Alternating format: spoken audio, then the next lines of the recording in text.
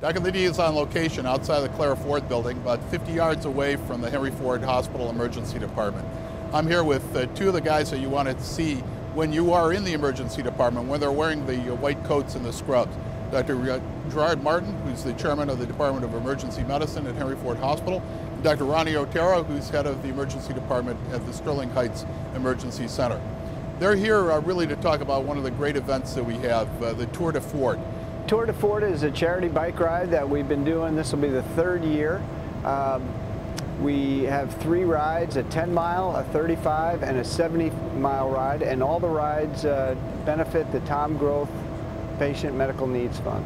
Tell me a little bit about cycling as a mechanism of maintaining fitness.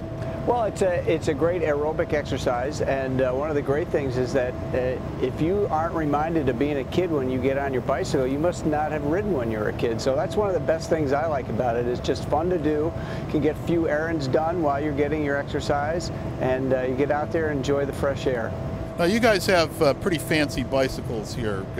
Obviously, probably not the fanciest ones that you own, but they're fancy bicycles. But should the participants worry about any of the bikes that they use, or is any bike a reasonable bicycle to use on the Tour de Ford? Comfort is key. So whether you have a comfort bike, or what they call a cruiser bike, a hybrid bike, or a road bike, it doesn't really matter as long as you know which distance you're going to go. If you're going on a shorter ride, comfort is a key issue, and pretty much any bike will fit that bill. I would bet that a fair number of the people that be in the Tour de Ford are experienced bicyclists. Some have those bicycles that are sitting up on the hooks in the garage and haven't been out since maybe the last Tour de Ford. Gerard, what sort of things should you do with the bicycle to make sure that you're ready to have the equipment go the 10, 35, or 70 miles? Well, I think one of the key things is to make sure your tires are pumped up always to the appropriate inflation pressure, because that's the #1 way to combat flats. Make sure your bike's in good working condition, that it's lubed up a little bit. If you don't know how to work on your bike, maybe take it to the shop if you haven't been riding it a lot. Make sure you bring a helmet. An extra tube is good. We'll be supporting the ride, so if you don't have a tube, we can fix your bike. But besides that, you got to bring yourself and bring good spirit and a good sense of humor, and we'll all have a good time. We've got a 10-mile tour, we've got a 35-mile tour, and then we've got a 70-mile tour. What are the ways in which you think that training should go about in doing those different levels? Get out and get miles in the saddle is what we call that.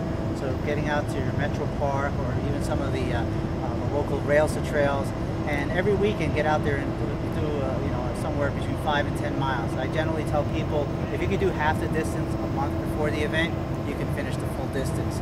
Make sure you use sunblock, because you will be out in the sun for quite a while. Always carry a cell phone in case of emergency. Our ride is fully supported, but I always encourage someone to always have a backup, and a cell phone is usually very helpful to do. Make sure that in addition that your socks and your shoes fit comfortably, because again, you're going to be in the saddle for a while. One of the things I love about the Tour de Ford is that we've got incredible events that we have here at Henry Ford Hospital and within the health system that are philanthropic events or large events that many people can come to. But the Tour de Ford is an employee-driven event. All employees come to this event. It's one that people can have extraordinary fun with. And the other is that it was actually started by 2 really incredible people, and Gerard and Ronnie Otero, and the many other people that have been involved in the Tour de Ford. I mean, this was developed not by anyone else in the health system or philanthropy. This was developed by grassroots efforts. So thanks again. Great work.